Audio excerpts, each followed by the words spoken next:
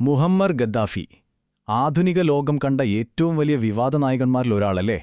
ഒരേ സമയം സ്വന്തം രാജ്യത്തെ സ്നേഹിക്കുകയും ശ്വാസം മുട്ടിക്കുകയും ചെയ്ത, ലോകത്തെ അത്ഭുതപ്പെടുത്തുകയും അതേസമയം പേടിപ്പിക്കുകയും ചെയ്തൊരു മനുഷ്യൻ. 42 വർഷം. ഒന്ന് ഓർത്തുനോക്കൂ, ഒരു തലമുറയുടെ മുഴുവൻ ജീവിതകാലം. അത്രയും കാലം ഒരു രാജ്യത്തിന്റെ ഓരോ ചലനവും നിയന്ത്രിച്ചത് ഈ ഒരൊറ്റ മനുഷ്യനായിരുന്നു. എങ്ങനെയാണ് ഒരാൾക്ക് ഇത്രയും കാലം അധികാരത്തിൽ തുടരാൻ കഴിയുന്നത്? അപ്പോ ഇതാണ് നമ്മൾ ഇന്ന് അന്വേഷിക്കാൻ പോകുന്ന ചോദ്യം. മരുഭൂമിയിലെ ഒരു സാധാരണ കൂടാരത്തിൽ ജനിച്ച് ഒരു രാജ്യത്തിന്റെ ചോദ്യം ചെയ്യാനാവാത്ത ഭരണാധികാരിയായി മാറി അവസാനം സ്വന്തം ജനതയുടെ കൈകളാൽ തന്നെ തെരുവിൽ കൊല്ലപ്പെട്ട ഗദ്ദാഫിയുടെ കഥ. ആ ഉയർച്ചയുടെയും താഴ്ചയുടെയും കഥ നമുക്ക് വിശദമായി തന്നെ നോക്കാം. ശരി, അപ്പോൾ നമുക്ക് തുടങ്ങാം. എല്ലാ കഥയും തുടങ്ങുന്ന പോലെ ഇതും തുടങ്ങുന്നത് അദ്ദേഹത്തിന്റെ കുട്ടിക്കാലത്ത് നിന്നാണ്. ഗദ്ദാഫി എന്ന വ്യക്തിയെ രൂപപ്പെടുത്തിയ ആ സാഹചര്യങ്ങളിലേക്ക് നമുക്കൊന്ന് പോയി നോക്കാം. അദ്ദേഹം ജനിച്ചത് ഒരു കൊട്ടാരത്തിലോ വലിയ വീട്ടിലോ ഒന്നുമല്ല, മരുഭൂമിയിലെ ഒരു ബെഡൂയൻ കൂടാരത്തിലാണ്. ആ ഒരു ജീവിതം അത് അദ്ദേഹത്തിന്റെ ചിന്തകളെ ഒരുപാട് സ്വാധീനിച്ചു. നഗരങ്ങളിലെ സമ്പന്നരോടും വിദേശ ശക്തികളോടുമൊക്കെ ഒരുതരം അകൽച്ച ചെറുപ്പത്തിലെ തുടങ്ങി. അതേസമയം ഈജിപ്തിലെ ഗമാൽ അബ്ദൽ നാസറിനെ പോലുള്ള അറബ് ദേശീയവാദി നേതാക്കൾ അദ്ദേഹത്തിന്റെ വലിയൊരു ഹീറോയായിരുന്നു. സ്വന്തം രാജ്യത്തെയും അറബ് ലോകത്തെയും വിദേശ ശക്തികളിൽ നിന്ന് മോചിപ്പിക്കണം എന്ന ആഗ്രഹം അന്നുതൊട്ടേ മനസ്സിൽ കയറിക്കൂടിയിരുന്നു. അപ്പോ ഗദ്ദാഫി വളർന്നു വരുന്ന സമയത്ത് ലിബിയയുടെ അവസ്ഥ എന്തായിരുന്നു? അവിടെ ഭരിക്കുന്നത് ഇദ്രീസ് രാജാവാണ്. പക്ഷെ ജനങ്ങൾക്ക് ആ ഭരണത്തിൽ വലിയ അതൃപ്തിയായിരുന്നു. എന്തുകൊണ്ടാണെന്നല്ലേ? രാജഭരണം അഴിമതിയിൽ മുങ്ങിയിരിക്കുകയായിരുന്നു. രാജ്യത്ത് എണ്ണ കണ്ടുപിടിച്ചിട്ടൊക്കെ ഉണ്ട്, പക്ഷെ അതിന്റെ ഗുണമൊന്നും സാധാരണക്കാരിലേക്ക് എത്തുന്നില്ല. പോരാത്തതിന് രാജാവ് പാശ്ചാത്യ രാജ്യങ്ങൾ പറയുന്നത് കേട്ടു നിൽക്കുന്ന ഒരു പാവയാണെന്നും ആളുകൾ വിശ്വസിച്ചു.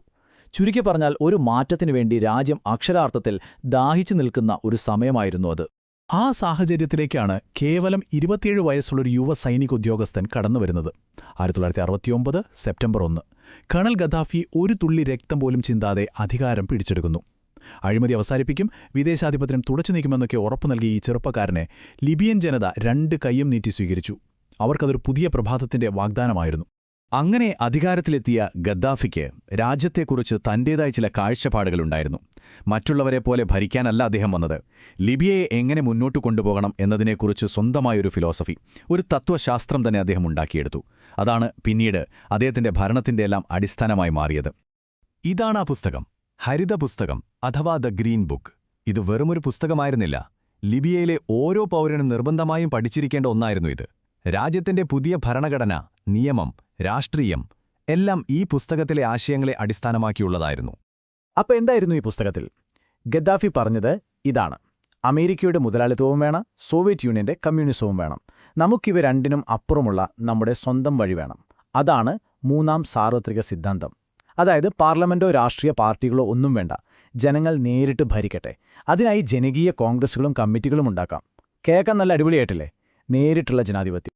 പക്ഷേ സിദ്ധാന്തത്തിൽ കേൾക്കാൻ ഇത്ര ഭംഗിയുണ്ടായിരുന്ന ഈ ആശയം പ്രായോഗികമായി എങ്ങനെയായിരുന്നു? അവിടെയാണ് വലിയൊരു വ്യത്യാസം വന്നത്. പേരിൽ ജമാഹിരിയ അഥവാ ജനങ്ങളുടെ രാഷ്ട്രം എന്നൊക്കെയായിരുന്നുവെങ്കിലും യഥാർത്ഥത്തിൽ എല്ലാ അധികാരവും ചെന്നെത്തിയത് ഒരാളിൽ മാത്രമായിരുന്നു: വിപ്ലവത്തിന്റെ നേതാവ് എന്ന സ്ഥാനപ്പേരിനു പിന്നിൽ ഗദ്ദാഫിയിൽ. ആ ജനകീയ കമ്മിറ്റികളൊക്കെ ശരിക്കും അദ്ദേഹത്തിന്റെ തീരുമാനങ്ങൾ എതിർപ്പില്ലാതെ നടപ്പാക്കാനുള്ള ഒരു ഉപകരണം മാത്രമായി മാറി. ശരി, അപ്പോൾ ഗദ്ദാഫിയുടെ ആ നീണ്ട ഭരണകാലം ഇങ്ങനെയായിരുന്നു. നമുക്ക് അദ്ദേഹത്തിന്റെ ആഭ്യന്തര വിദേശ നയങ്ങളിലേക്കൊന്ന് നോക്കാം. ഇതിന് ശരിക്കും 2 മുഖങ്ങളുണ്ടായിരുന്നു. ഒരു വശത്ത് വലിയ പുരോഗതി, മറുവശത്ത് അതിക്രൂരമായ അടിച്ചമർത്തലും. ഒരു കാര്യം സമ്മതിക്കണം, ഗദ്ദാഫിയുടെ ഭരണത്തിൽ ലിബിയയുടെ എണ്ണയിൽ നിന്നുള്ള പണം രാജ്യത്തിന്റെ വികസനത്തിനായി ശരിക്കും ഉപയോഗിച്ചു. ഉദാഹരണത്തിന്, സാക്ഷരതാ നിരക്ക് വെറും 25% നിന്ന് ഏകദേശം 90% കുതിച്ചുയർന്നു. ഒന്ന് ആലോചിച്ചു നോക്കൂ. എല്ലാവർക്കും സൗജന്യ വിദ്യാഭ്യാസം, സൗജന്യ ചികിത്സ, വീട് ഇതൊക്കെ ഉറപ്പാക്കി. ആഫ്രിക്കയിലെ ഏറ്റവും പാവപ്പെട്ട രാജ്യങ്ങളിലൊന്നായിരുന്ന ലിബിയ ഉയർന്ന ജീവിത നിലവാരമുള്ള ഒരു രാജ്യമായി മാറി. ഇതുകൊണ്ട് തന്നെയായിരുന്നു രാജ്യത്തിനകത്ത് അദ്ദേഹത്തിന് വലിയ ജനപിന്തുണയുണ്ടായിരുന്നത്. എന്നാൽ ഈ പുരോഗതിക്ക് നൽകേണ്ടി വന്ന വില വളരെ വലുതായിരുന്നു. ഗദ്ദാഫിക്കെതിരെ ഒരു ചെറിയ ശബ്ദം പോലും ഉയർത്താൻ ആർക്കും ധൈര്യമില്ലായിരുന്നു. കാരണം എതിർക്കുന്നവരെ അതിക്രൂരമായി അടിച്ചമർത്തി, വിമർശകരെ പരസ്യമായി തൂക്കിലേറ്റി അത് ടിവിയിൽ കാണിച്ചു. അബുസലീം ജയിലിൽ ആയിരക്കണക്കിന് രാഷ്ട്രീയ തടവുകാരെ കൂട്ടക്കൊല ചെയ്തതുപോലുള്ള സംഭവങ്ങൾ ജനങ്ങളുടെ മനസ്സിൽ ഭയം കോരിയിട്ടു. ചുരുക്കത്തിൽ അതൊരു സമ്പൂർണ്ണ പോലീസ് സ്റ്റേറ്റായി മാറി. ഇനി രാജ്യത്തിന് പുറത്തേക്ക് നോക്കിയാലോ? ലോകവേദിയിൽ ഗദ്ദാഫി ഒരു സാമ്രാജ്യത്വ വിരുദ്ധ പോരാളിയുടെ റോളാണ് സ്വയം എടുത്തണിഞ്ഞത്. പലസ്തീനിലെ PLO മുതൽ അയർലൻഡിലെ IRA വരെ ലോകത്തിന്റെ പല ഭാഗങ്ങളിലുമുള്ള വിപ്ലവ ഗ്രൂപ്പുകൾക്ക് അദ്ദേഹം പണവും ആയുധവും നൽകി സഹായിച്ചു. ഇത് സ്വാഭാവികമായും അമേരിക്കയും മറ്റു പാശ്ചാത്യ രാജ്യങ്ങളുമായി സ്ഥിരമായൊരു ഏറ്റുമുട്ടലിന് വഴിവെച്ചു. ഈ ഏറ്റുമുട്ടൽ നയം കാരണം ലിബിയ പതിയെ അന്താരാഷ്ട്ര തലത്തിൽ ഒറ്റപ്പെട്ടു തുടങ്ങി. 70കളിലും 80കളിലുമൊക്കെ ലിബിയ ഭീകരവാദത്തെ പ്രോത്സാഹിപ്പിക്കുന്നു എന്ന ആരോപണം ശക്തമായി. 1988 സ്കോട്ട്ലൻഡിലെ ലോക്കർബിക്ക് മുകളിൽ വെച്ച് പാനാം വിമാനം ബോംബ് വെച്ച് തകർത്തതോടെ ലിബിയ ഒരു ഭീകരരാഷ്ട്രമായി മുദ്രകുത്തപ്പെട്ടു. അതോടെ ഐക്യരാഷ്ട്രസഭ ലിബിയയ്ക്കുമേൽ അതിശക്തമായ ഉപരോധം ഏർപ്പെടുത്തി. ഇത് രാജ്യത്തിന്റെ സാമ്പത്തിക വ്യവസ്ഥയെ ശരിക്കും തളർത്തിക്കളഞ്ഞു. പക്ഷേ 2003 എല്ലാവരെയും ഞെട്ടിച്ചുകൊണ്ടൊരു മാറ്റമുണ്ടായി. ഒരുപക്ഷേ ഇറാഖിലെ അമേരിക്കൻ അധിനിവേശവും വർഷങ്ങളായി തുടരുന്ന ഉപരോധവും ഗദ്ദാഫിയെ മാറ്റി ചിന്തിപ്പിച്ചിട്ടുണ്ടാവാം. അദ്ദേഹം പാശ്ചാത്യരുമായൊരു ഒത്തുതീർപ്പിന് തയ്യാറായി. ലിബിയയുടെ ആണവ പദ്ധതികൾ ഉപേക്ഷിച്ചു. ലോക്കർബി ആക്രമണത്തിന്റെ ഉത്തരവാദിത്വം ഏറ്റെടുത്തു. ഇതോടെ ഉപരോധം നീക്കി. വർഷങ്ങൾക്ക് ശേഷം ലിബിയ വീണ്ടും ലോകരാഷ്ട്രീയത്തിന്റെ മുഖ്യധാരയിലേക്ക് തിരിച്ചുവന്നു. ഇനി നമ്മൾ ഗദ്ദാഫിയുടെ കഥയുടെ അവസാന ഭാഗത്തേക്ക് കടക്കുകയാണ്. 4 പതിറ്റാണ്ടിലേറെ നീണ്ടുനിന്ന ആ ഭരണത്തിന്റെ നാടകീയമായ അന്ത്യത്തിലേക്ക്. അറബ് വസന്തം എങ്ങനെയാണ് എല്ലാം മാറ്റിമറിച്ചത് എന്ന് നോക്കാം. 2001 അറബ് ലോകത്ത് മാറ്റത്തിന്റെ ഒരു കാറ്റ് ആഞ്ഞുവീശിയ വർഷം. ആ അറബ് വസന്തം ലിബിയയിലുമെത്തി.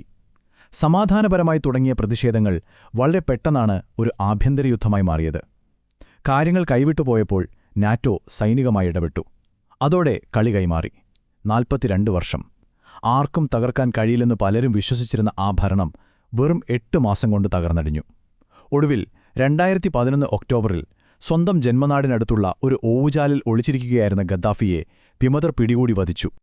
അപ്പോ എന്താണ് ഗദ്ദാഫിയുടെ പൈതൃകം? ചരിത്രം എങ്ങനെയാണ് അദ്ദേഹത്തെ ഓർക്കേണ്ടത്? ഇതിന് ലളിതമായൊരു ഉത്തരമില്ല. ചിലരെ സംബന്ധിച്ചിടത്തോളം അദ്ദേഹം ലിബിയയെ ദാരിദ്ര്യത്തിൽ നിന്ന് കരകയറ്റിയ, ജനങ്ങളുടെ ജീവിത നിലവാരം ഉയർത്തിയ, സാമ്രാജ്യത്വത്തെ വെല്ലുവിളിച്ച ഒരു വീരനായകനാണ്. എന്നാൽ മറ്റു ചിലർക്ക് അദ്ദേഹം പതിറ്റാണ്ടുകളോളം സ്വന്തം ജനതയെ അടിച്ചമർത്തിയ, ഭീകരവാദത്തെ പ്രോത്സാഹിപ്പിച്ച, അവസാനം രാജ്യത്തെ ഒരു ആഭ്യന്തര യുദ്ധത്തിലേക്ക് തള്ളിവിട്ട ഒരു ക്രൂരനായ സ്വേച്ഛാധിപതിയാണ്. ഗദ്ദാഫിയുടെ ജീവിതവും മരണവും നമ്മളോട് ഒരു വലിയ ചോദ്യം ചോദിക്കുന്നുണ്ട്. ഒരു വിപ്ലവം അല്ലെങ്കിൽ ഒരു രാഷ്ട്രം മുഴുവൻ ഒരൊറ്റ വ്യക്തിയെ മാത്രം കേന്ദ്രീകരിച്ച് പടുത്തുയർത്തുമ്പോൾ എന്ത് സംഭവിക്കും? ആ വ്യക്തി ഇല്ലാതാകുമ്പോൾ ആ രാജ്യത്തിനെന്ത് സംഭവിക്കും? ഒരുപക്ഷേ ഗദ്ദാഫിയുടെ മരണശേഷം ഇന്നും തുടരുന്ന ലിബിയയിലെ അസ്ഥിരതയും ആഭ്യന്തര കലഹങ്ങളും തന്നെയാണ് ആ ചോദ്യത്തിനുള്ള ഏറ്റവും വ്യക്തമായ ഉത്തരം.